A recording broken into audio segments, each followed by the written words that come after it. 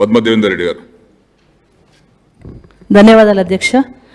తెలంగాణ రాష్ట్రం వచ్చిన తర్వాత గౌరవ ముఖ్యమంత్రి గారు పరిపాలనా సౌలభ్యం కోసం కొత్త జిల్లాలు ఏర్పాటు చేయడం జరిగింది అధ్యక్ష. దానిలో మెదక్ జిల్లా కూడా ఏర్పాటు చేసినందుకు వారికి ధన్యవాదాలు తెలియజేస్తూ అనేక రెవెన్యూ డివిజన్లను కూడా పరిపాలన సౌలభ్యం కోసం ఏర్పాటు చేసుకున్నాం.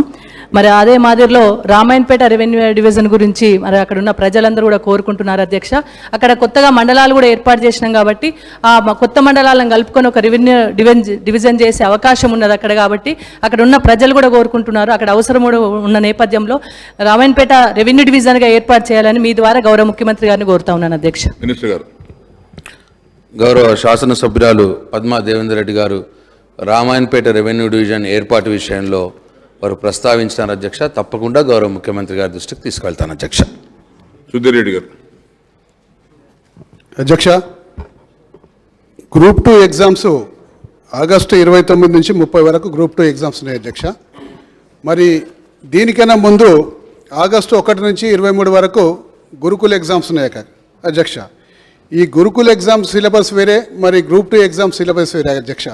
అలాగే సెప్టెంబర్ 1 నుంచి 30 వరకు జూనియర్ లెక్చరర్స్ అండ్ పాలిటెక్నిక్ లెక్చరర్స్కి సంబంధించిన ఎగ్జామ్స్ ఉన్నాయి అధ్యక్ష. అయితే ఈ మూడింటి సిలబస్ వేరు వేరు ఉండడం వల్ల, ఇంత షార్ట్ టైంలో 3 ఎగ్జామ్స్ ఉండడం వల్ల గ్రూప్ 2కు ప్రిపేర్ అవుతున్న దాదాపు 6 లక్షల మంది విద్యార్థులకు ఈరోజు చాలా ఇబ్బంది అవుతుంది అధ్యక్ష. ఆగస్టు బదులు వీళ్ళకి అక్టోబర్లో ఎగ్జామినేషన్ పెట్టి ఒక 2 నెలలు సమయం ఇస్తే అందరూ కూడా ఆ ఎగ్జామ్కు చదువుకొని ప్రిపేర్ అయ్యే అవకాశం ఉంటుంది.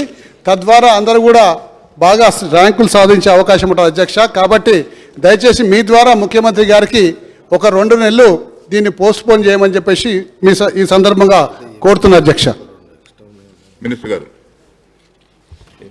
నోట్ చేసుకోవడం జరిగింది అధ్యక్ష, తప్పకుండా పరిశీలిస్తాం. ఆత్రం సక్కు గారు.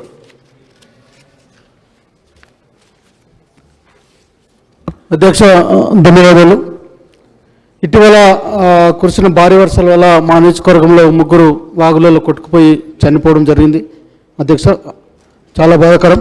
ముఖ్యంగా హై లెవెల్ బ్రిడ్జ్లు లేకపోవడం వల్లనే కొండ ప్రాంతాల్లో అటవీ ప్రాంతం కాబట్టి వాగులు వరదలు ఉధృతిగా రావడం వల్ల ఈ ప్రమాదాలు జరుగుతున్నాయి. కాబట్టి తుంపెల్లి వాగుపైన హై లెవెల్ బ్రిడ్జ్, అదేవిధంగా వాడిలది, లోకారి, బారికరగూడ, నంబాల, బుగ్గగూడ, గుమ్నూరు, కొట్టిగూడ, కనర్గం గ్రామాలలో హై లెవెల్ బ్రిడ్జ్లు నిర్మాణం చేపట్టాలని గౌరవ మంత్రి గారిని కోరుతూ, అదేవిధంగా నిర్మాణ దశలో ఉన్నటువంటి నిర్మాణం గడిచిన చాలా సంవత్సరాల నుంచి నిర్మాణ దశలో ఉన్నటువంటి గుండి, కరంజివాడ, అమ్మిన్గూడ, కిషన్ నాయక్ తాండా బ్రిడ్జ్లు త్వరితగతిన పూర్తి చేయాలి అధ్యక్ష. ఈ గుండి వాగుపైన బ్రిడ్జు ఆసిఫాబాద్కు 3 కిలోమీటర్లు ఉంటుంది అధ్యక్ష. ఇది కాకపోవడంతో సుమారుగా 30 కిలోమీటర్ల వాంకిడి నుంచి తిరిగి వచ్చి చాలా ఇబ్బంది పడుతారు. కాబట్టి నిర్మాణ దశలో ఉన్నటువంటి గుండి బ్రిడ్జ్ను త్వరితగతిన పూర్తి చేయాలని మీ ద్వారా గౌరవ మంత్రి గారిని కోరుతున్న అధ్యక్ష. మినిస్టర్ గారు. గౌరవ శాసనసభ్యులు ఆత్రం సక్కు గారు ప్రస్తావించినటువంటి వారి నియోజకవర్గంలో బ్రిడ్జ్ల విషయం కావచ్చు, చెడిపోయిన రోడ్ల విషయం కావచ్చు నోట్ చేసుకున్నాను అధ్యక్ష. దాని మీద తగు చర్యలు తీసుకుంటాం అధ్యక్ష. గంపగోవర్ధన్ గారు. అధ్యక్ష, ఇది ఇరిగేషన్ శాఖకు సంబంధించింది.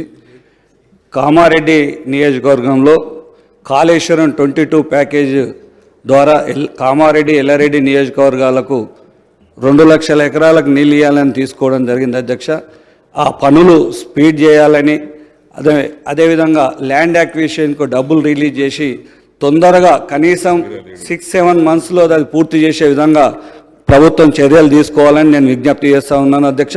మా ప్రాంతం కేవలం బోర్ బావుల మీద, చిన్న చెరువుల మీద ఆధారపడి ఉండే ప్రాంతం కాబట్టి ఈ 2 నియోజకవర్గాలు దయచేసి మాకు కూడా అందరిలాగా సాగునీరు అందించి మా కామారెడ్డి రైతులను, ఎల్లారెడ్డి రైతులను కాపాడాలని కోరుతా ఉన్నాను అధ్యక్ష. మినిస్టర్ గారు. గౌరవ విప్ గంపగోవర్ధన్ గారు ప్రస్తావించినటువంటి ప్యాకేజ్ 22 ద్వారా, కాళేశ్వరం ప్యాకేజ్ 22 ద్వారా కామారెడ్డి, ఎల్లారెడ్డి నియోజకవర్గాలకు సాగునీరు అందించే విషయం ప్రస్తావించినారు అధ్యక్ష.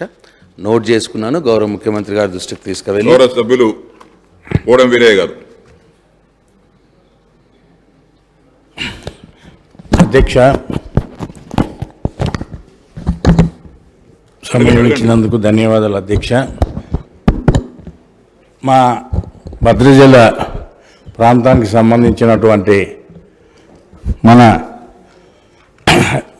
వరద ప్రాంతాన్ని మన ముఖ్యమంత్రి గారు వచ్చి అక్కడ ఉన్నటువంటి మరి కరకట్టలు కానీ తర్వాత హౌసింగ్ ప్రోగ్రామ్ కానీ చేస్తామని చెప్పి దాన్ని అదే విధంగా మళ్ళీ దాన్ని పట్టించుకోకుండా మళ్ళీ ఎలక్షన్లు వస్తున్నాయి, వరదలు వస్తున్నాయి. అధ్యక్ష, దయచేసి ముఖ్యమంత్రి గారు దాన్ని పునఃపరిశీలించి తప్పకుండా భద్రాచలాన్ని ప్రొటెక్ట్ చేయవలసిందిగా తమ ద్వారా ముఖ్యమంత్రి గారిని కోరుకుంటున్నాను అధ్యక్ష.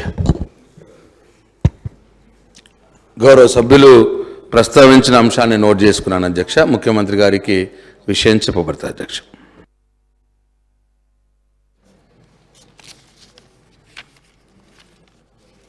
मोहतरम स्पीकर साहब, मैं एक अहम मसला उठा रहा हूं और ये बताना चाहता हूं कि किस तरीके से इस मुल्क में आज हिंदू और मुसलमानों के दरमियान में एक नफ़रतों की दीवार को बनाया जा रहा है, उनके जहनों को, दिलों को बांटने की कोशिश की जा रही है और उनके जहनों को इस तरीके से करप्ट कर दिया जा रहा है कि वो एक दूसरे के दुश्मन बन जाएं, रेडिकलाइज कर दिया जा रहा है। और इसी रेडिकलाइजेशन का एक जीती जागती मिसाल हमारे सामने हालिया अरसे में पेश आई। वैसे तो हम मुल्क में कई जगह पर देख रहे हैं कि किस तरीके से कभी लव जिहाद के नाम पे मुसलमानों को मारा जा रहा है, कभी घर वापसी के नाम पर। तो आज मैं आपके जरिए बताना यह चाहता हूं कि 31 जुलाई को train number 12956 Jaipur Mumbai express में जो वाकया पेश आया, और वो वाकया ये था कि एक आरपीएफ का कांस्टेबल जिसका नाम चेतन सिंह था, उसने एक तो 4 लोगों को गोली मारकर उनकी जान ले ली, जिसमें एक उन्हीं का एक एएसआई ऑफिसर था, उसको गोली मार दी। और उसके बाद में 3 लोगों को, मुसलमान थे उसमें, जिनकी बड़ी बड़ी दाढ़ियां थीं, उनको गोली लगाकर कनपट्टी पर एक बोगी से दूसरे बोगी 3 बोगी आगे ले जाता है और ले जाकर उनको गोलियां मारता है और मारने के बाद यह कहता है कि इस मुल्क में रहना है तो मोदी और योगी को वोट देना पड़ेगा। और अफसोस मोदी और योगी के साथ कहता है कि फिर ठाकरे को वोट देना है। तो मुसलमानों के साथ इतनी नफरत क्यों? और वो लोग जो आज नफरत की बुनियाद पर इख्तिदार को हासिल कर रहे हैं या फिर आने वाले कल में इख्तिदार को हासिल करना चाहते हैं, ये मुल्क को तबाही व बर्बादी की तरफ ले जा रहे हैं। स्पीकर साहब, मैं ये कहना चाहता हूं कि उन 3 मुसलमानों में एक मुसलमान शहर हैदराबाद से ताल्लुक रखता था और उस मुसलमान का नाम था सैफुद्दीन। वो सैफुद्दीन अजमेर की दरगाह को गया था, वहां पे उसमें दरगाह में जियारत की और अपने मालिक, एक छोटे से मोबाइल की दुकान में काम करता है, अपने मालिक के साथ अजमेर को गया और उसका सेठ, उसका मालिक उसके साथ में है, वो गैर मुस्लिम है। तो वो परेशान होकर उनकी फैमिली को बोलता है कि हम बॉम्बे पहुंच गए हैं, उतर गए हैं, लेकिन ये बच्चा नहीं है।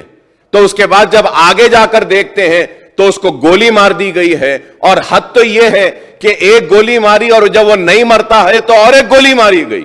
तो ये नफरत है कि आज तेलंगाना रियासत में हम ऐसी ताकतों को रोकने में 9 बरस में कामयाब हुए हैं और इंशाअल्लाह आगे भी हम इनको रोकेंगे, इनको शिकस्त देंगे। हम इनको बताएंगे कि तेलंगाना में हिंदू मुसलमान आपस में मोहब्बत के साथ रहता है। और आज मुल्क को क्या चाहिए? मुल्क को तरक्की चाहिए, मुल्क को खुशहाली चाहिए, मुल्क को बेरोजगारी का खात्मा चाहिए। आज इसके ऊपर तवज्जो नहीं है, बस सिर्फ नफरत नफरत नफरत की बात करते हैं। तो मैं आपके जरिए हुकूमत से मैं दरखास्त करता हूं, रिक्वेस्ट करता हूं कि सैफुद्दीन जो बाजारघाट में रहता है, उसके 3 लड़कियां हैं।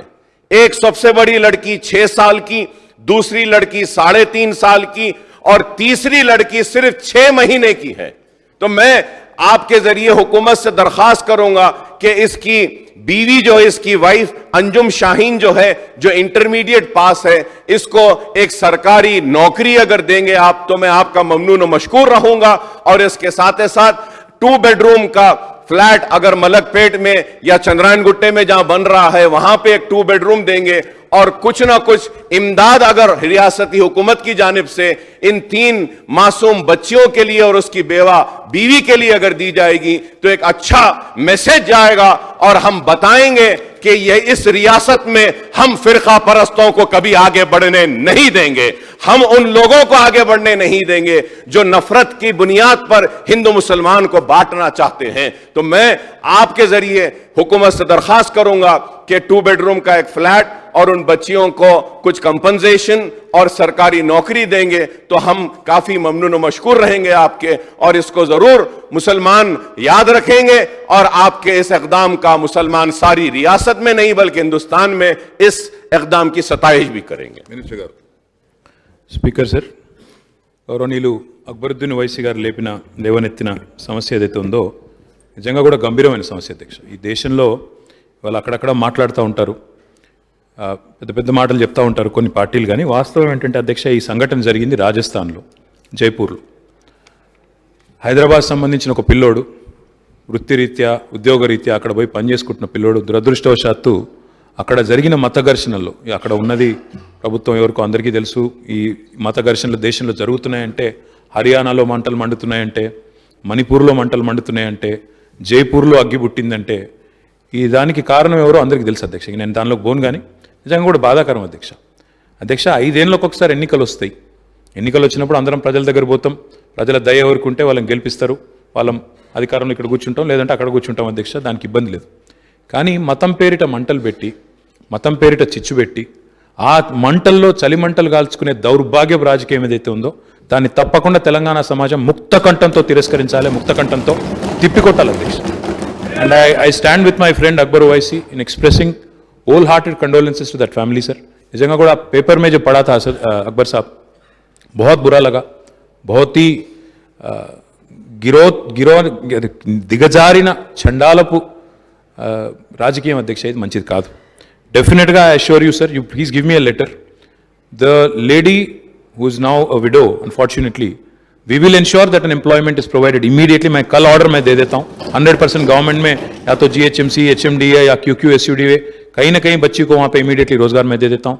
साथ ही साथ 3 जो छोटे बच्चे हैं, मैं गवर्नमेंट की तरफ से तो फिलहाल नहीं बोल सकता क्योंकि CM साहब ने एक बार उनसे पूछना पड़ेगा, बट हमारे BRS पार्टी की तरफ से एक बच्ची के नाम पे 2-2 लाख रुपया हम डिपॉजिट करेंगे, फिक्स डिपॉजिट करेंगे.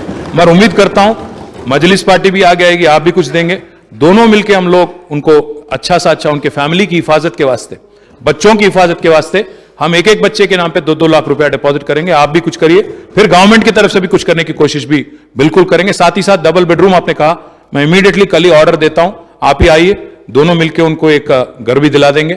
मैं उम्मीद करता हूं कि जो आज अमन और भाईचारा तेलंगाना में बरकरार है, जो आज तेलंगाना की माहौल है, गंगा जमुना तहजीब जिसको हम बोलते हैं बार बार, जहां आज हिंदू हो, मुसलमान हो, सिख हो, ईसाई हो, जो भी हो, आज मजहब के नाम पे सियासत करना जो है ये बहुत गिरौनी हरकत है.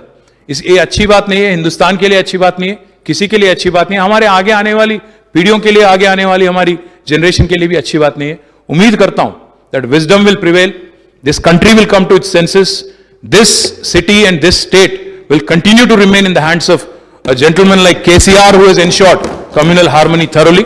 Please give me a letter with all the details. I assure you, I will deliver on the promise tomorrow, and I will make sure that together we will keep up the communal harmony in this state and in this city, and will become a misal to the entire country. Thank you, sir.